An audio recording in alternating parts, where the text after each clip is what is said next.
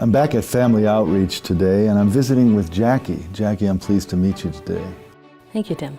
I want people to understand a little bit about your credentials and background, if you would. Yes, I'm a licensed behavior analyst here in the state of Montana.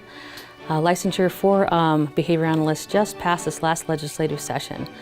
The Board of Psychologists welcomed us under them, and they worked through the whole process, and early in 2018 individuals started to be licensed. There's about over 40 people licensed in the state currently.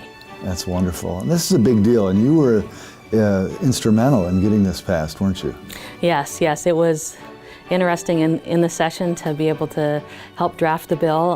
During that time I was president of Montana ABA association as well too, so had a great team of people helping me through that licensure process, and Senator Dwayne Ankney was a sponsor of it, so it was great to have his support of the bill and watch him help that bill work through the session. And of course, from a consumer protection point of view, this is all really big news. This is huge news. Back in 2009, it was passed during the legislature for coverage of ABA services through private insurance.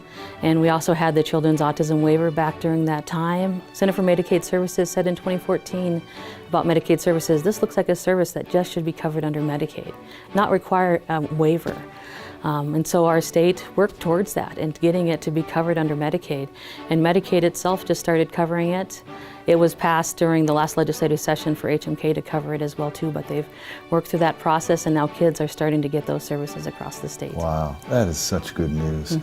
And I would imagine with services such as those that Family Outreach provides that insurance is a pretty important thing. It's a real critical piece, especially as the Children's Autism Waiver is sunsetting. The last kids will exit here in 2019 at the start of the year. I think it's critical for such an important service to have as well. Sure. Hey, thanks for the time. You bet. Thank you.